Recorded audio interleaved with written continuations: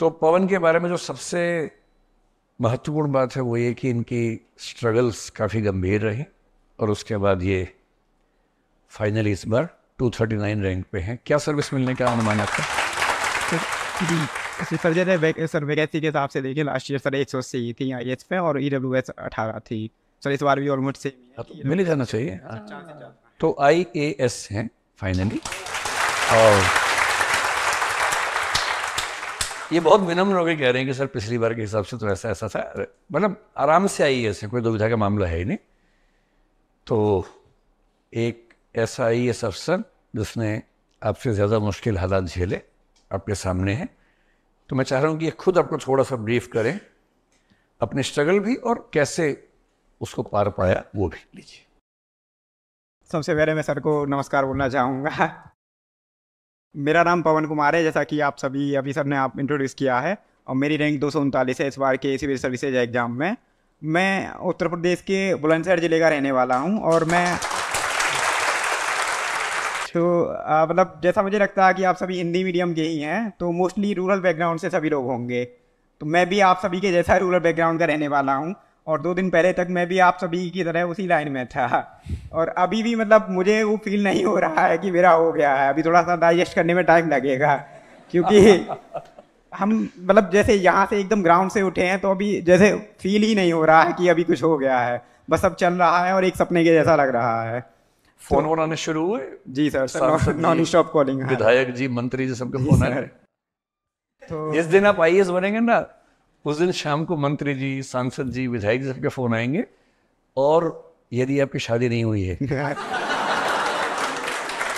तो बड़ी बात नहीं कि मुख्यमंत्री जी कहें कि बेटा एक बार आओ कभी, अगर उनके घर में कोई ऐसा मेंबर है तो। सर वही हो रहा है, वो ना स्टार्ट हो गया है। कई बच्चे इसी पे खुश है कि ये प्रेरणा मिली है।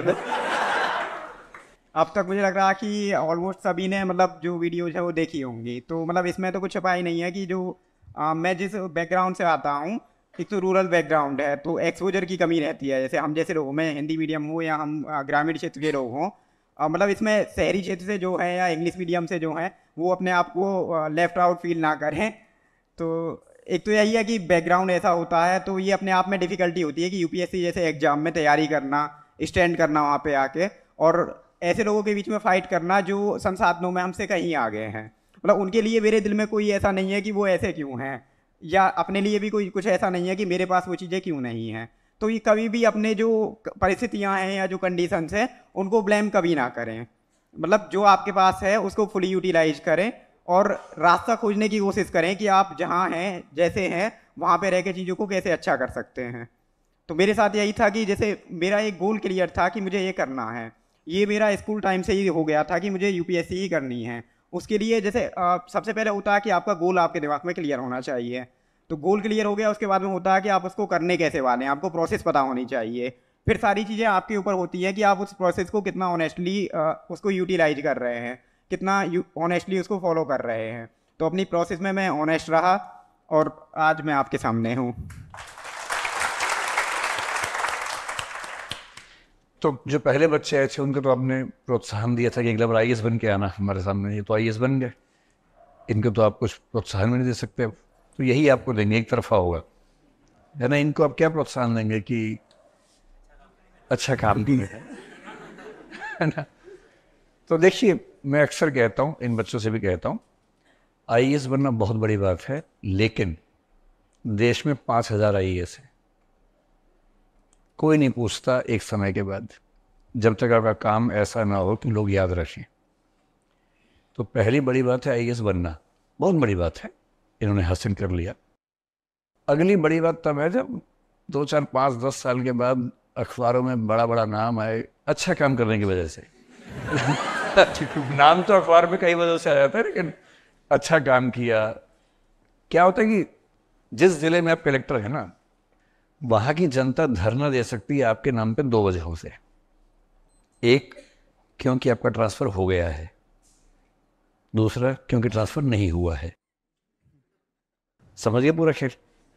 तो आपका ट्रांसफर होने पर जनता सड़क पे उतरे तो मजा है, जनता सड़क पे उतरने के बाद ट्रांसफर हो तो मज़ा नहीं है, और जब बीच में उनको भी कोई नहीं जानता है तो ऐसा काम करना है कि मुख्यमंत्री को भी ये लगे कि भाई इसको हटाना आसान नहीं होगा, जनता परेशान हो जाएगी।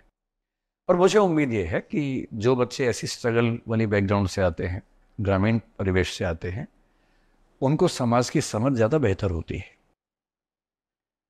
और जो समाज को ज़्यादा बेहतर समझता है वो पॉलिसी मेकिंग में, इम्प्लीमेंटेशन में, समाज से बातचीत करने में ज़्यादा सहज होता है, ज़्यादा सफल होता है।